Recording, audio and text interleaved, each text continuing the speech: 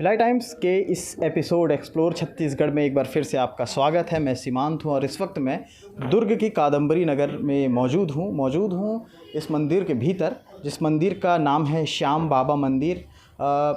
दुर्ग के जो क्षेत्र के लोग हैं आसपास के, वो तो यहाँ इस मंदिर को जानते होंगे, लेकिन जो नहीं जानते उनके लिए हम ही इस मंदिर के भीतर की उन कहानियों, इस मंदिर के भीतर की उन खूबसूरत नक्काशियों को लेकर के आपके सामने पेश करेंगे और दिखाते हैं कि यहाँ की क्या कहानियाँ हैं, यहाँ की क्या प्राचीन कहानियाँ रही हैं। चूँकि हर मंदिर की एक कहानी होती है और इसकी भी अपनी एक कहानी है, तो शुरुआत करते हैं और आपको अंदर भीतर ले चलते हैं। और जो तस्वीरें आप देख सकते हैं कि ये जो तस्वीरें आप देख रहे हैं, दरअसल शीश महल आपने नाम सुना होगा, तो बिल्कुल उसी तर्ज पे अगर इस मंदिर की परिकल्पना की गई होगी तो बिल्कुल उसी तर्ज पे शीश महल की तरह इस मंदिर को सजाया गया है। दुर्ग में मेरे ख्याल से अपने आप में एक ख़ास तौर पे एक ख़ास मंदिर है, जिसका कारण ये है। और यहाँ के लोगों से, जो यहाँ के ट्रस्टी हैं, उनसे भी हम बात करेंगे, लेकिन हम आपको बता दें कि इस जितना हमको जानकारी है, इस मंदिर को बनाने में जो शीशे लगे हुए हैं, ये शीशे के टुकड़े हैं, जिसे एक केमिकल और जिसे एक केमिकल के रूप में इसको चिपकाया जाता है और जिसकी अवधि 15 साल तक रहती है और जिसको बनने में 4 साल लगे थे। और इसको बनाने के लिए एक ही परिवार के 4 लोग बाप बेटे थे, 4 लोग एक ही परिवार के यहाँ पे मौजूद थे। उन्होंने इसको तैयार किया, इसको रूप दिया और शीश महल की तरह बिल्कुल इसे सजाया गया है। सभी भगवान, सभी देवी देवताओं की तस्वीर, समुद्र मंथन का वो जो जहन में आपको आ रहा होगा इस तस्वीरों को देख के, तो ये खूबसूरत नज़ारा इस मंदिर का है। और यहाँ की तमाम कहानियों को लेकर के हम आपके बीच दिखाएंगे कि यहाँ की प्राचीन इतिहास क्या था, मंदिरों को लेकर के जो चीज़ें हैं उसके बारे में आपको बताएंगे।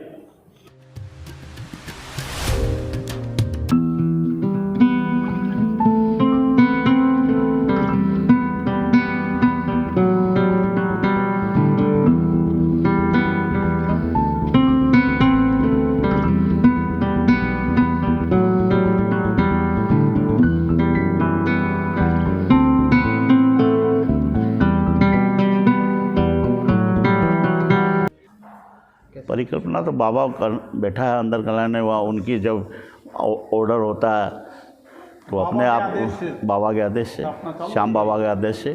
कितना वक्त लगा उनको मंदिर बनाने में? 4 साल। पूरी नक्काशी शीशे की है? हाँ, सब नक्काशी। राजस्थान से नहीं, दिल्ली से आए थे कारीगर। शीश महल की तरह इसे पूरा सजाया गया। बिल्कुल सही बात है। और आयोजन साल में कितने होते हैं? 2 आयोजन होते हैं बड़े, 2 बड़े होते हैं, बाकी तो हर महीने होते ही है, छोटा मोटा हर महीने। और कौन कौन से भगवान प्रतिमा है यहाँ पे?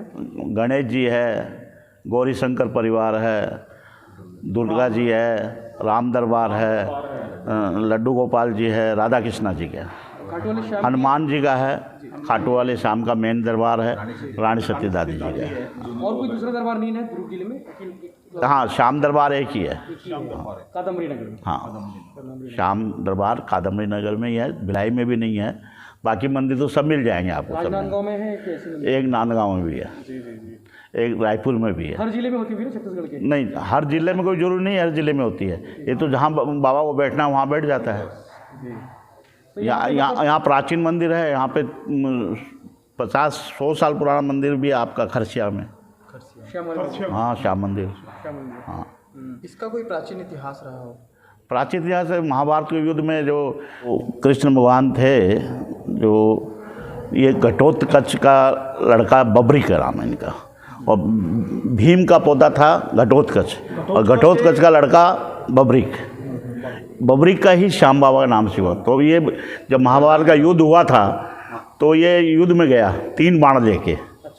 तो युद्ध में गया तो 3 बाण लेके, तो वो कृष्ण देखा, वो तो अंतर्यामी थे, तो वो देखा ये लड़का 3 बाण लेके है, ये तो एक बार में पूरी सृष्टि खत्म कर सकता है। तो वो जानबूझ के उसको ब्राह्मण का भेष करके, धान करके उसका वहाँ रोकने की चेष्टा किया, क्योंकि ये हारे का सारा है। तो हार रहे तो कौन? कौरव। अगर कौरव का सारा हो जाए तो पांडव नहीं जीतते। तो इसलिए इनको श्री कृष्ण ने अपने छल कपट से इसको रोका, रोक के बोला भाई तुम अदने से बालक हो और 3 बाण लेके आ, तेरा इतने बड़े बड़े योद्धा है महाभारत के अंदर, तेरा इसमें क्या है, तू अपने घर जाओ, क्यों नादान पलान दिखाते हो तुम। तो बोला भाई पर चलो तुम मेरी, मैं 3 बाण है, 1 बाण में शस्त्र खत्म कर दूंगा मैं। बोले नहीं समझ में आता मेरे। तो वो कृष्ण ने एक पत्ता पीपल का अपने पैर के नीचे, वहाँ पीपल का पेड़ था, उसी के नीचे परीक्षा हो रही थी है, तो पीपल का पत्ता एक कृष्ण ने अपने पैर के नीचे दबा लिया। बोले तुमको वीर है, तुम तो अपना परीक्षा दो, 1 बाण से तुम पूरे पत्ते छेद के बताओ पीपल के। बोले ठीक है। उन्होंने बाण चलाया, पूरे पत्ते छीद गए। आज भी वो पेड़ है, आज भी हिसार डिस्ट्रिक्ट में वो पेड़ है हरियाणा के अंदर, समझे ना। और नाचने लग गया कृष्ण के चरणों में। तुम वीर तो हो, लेकिन महाभारत युद्ध के लिए एक बलि चाहिए। बोले ये अगर जिंदा रहा तो कौरव जीतेंगे जीतेंगे। उनको अपनी माँ का वरदान था कि बेटा तू हारेगा सारा बनना। युद्ध में जाने से पहले वचन ले लिया था माँ ने। तो बोले भाई तुम दानवीर नहीं लगते हो, तुम वीर तो हो, दानवीर नहीं लगते हो। बोले मांगो क्या मांगता हो। बोले भाई युद्ध के अंदर 3 आदमी है, अर्जुन, मैं और तू, 3 वीर है, तो एक बलि चाहिए युद्ध के लिए। तो बोले मैं देता हूँ। तो खटोले श्याम बाबू, हाँ, तो दिया और बोले मेरी एक शर्त है कि मैं युद्ध पूरा देखूँगा। तो बोले ठीक है। तो उन्होंने शीश अपने वहाँ पहाड़ के ऊपर रखवा दिया, जहाँ महाभारत हो रहा था, युद्ध हो रहा था, वहाँ पहाड़ था, तो पहाड़ के ऊपर शीश को रखा दिया कृष्ण ने, काट के। हाँ काट के। वो तो बलि तो अपने हाथ से दी ना इन्होंने, उन्होंने नहीं ली, उन्होंने अपने हाथ से अपने हाथ से बलि दी और वो शीश वहाँ रखा दिया। महाभारत तो युद्ध खत्म हो गया, कौरव हार गए। तो ये 5 भाई जो थे, भीम बोला मैंने युद्ध जीता, मैं, अर्जुन बोला मेरे तीर चल रहे थे, वो बोला वो चल रहे थे, वो बोला वो चल। कृष्ण बोला भाई देखो आपस में अपन नहीं लड़ते हैं, अपन वो देख रहा है युद्ध, साक्षी वो है, देखा है श्याम, खाटू श्याम है, तो उसके पास चलते, वो निर्णय करेगा। तो उनके पास गए सब मिल के, बोले भाई देखो हमने तो एक ही चीज़ देखी है कि सुदर्शन चक्र चल रहा था और काली रुधिर पी रही थी, काली रुधिर पी रही थी पूरा, हमने तो एक ही चीज़ देखा और सुदर्शन चक्र ही जीता। तो सब हो गए। फिर कृष्ण ने वरदान दिया कि कलयुग में तुम मेरे नाम से, श्याम बाबा के नाम से पूजे जाओगे। श्याम खाटू नाम, शादी के शीश जाके वहाँ खाटू में नीचे आया तो गाय दूध दे रही थी, गादगी मतलब वो शीश के पास गाय खड़ी, मतलब शीश तो नीचे था, नदी में बाली रहती आ गई थी, बहुत पुरानी बात है ये तो वहाँ पे वो गाय खड़ी थी, तो उसके दूध की धारा वहाँ निकली। तो गांव वाले देखे तो राजा को जाके बताया भाई ये दूध की धारा यहाँ निकल रही है, ऐसे ऐसे चमत्कार हुआ। तो राजा ने उसको खुदवाया, तो वो शीश निकला। तो फिर राजा ने वहाँ पे कितना साल हो गया महाभारत का युद्ध, तो उसमें वो मंदिर वहाँ पे बनवाया, तब खाटू नरेश नाम लाया। इसका नाम खाटू नरेश भी है, 3 बाणधारी भी है, शीश के दानी भी है, हारे का सहारा भी है, कई नाम से पूजा जाता है।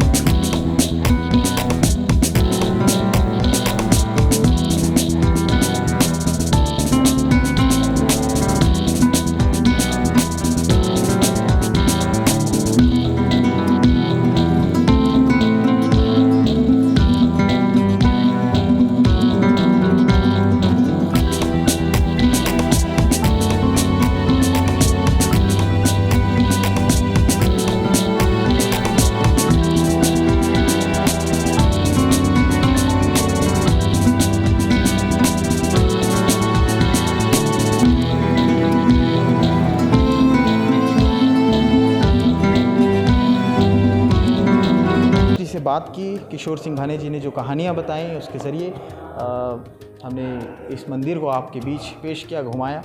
और एक गुजारिश है कि एक बार दुर्ग आएँ और इस मंदिर में ज़रूर आएँ। इस मंदिर में कभी भी आएंगे तो एक शांतिपूर्ण एक वातावरण है इस मंदिर में, जो आपको वाकई एक पॉजिटिविटी आपके भीतर लेके आएगा।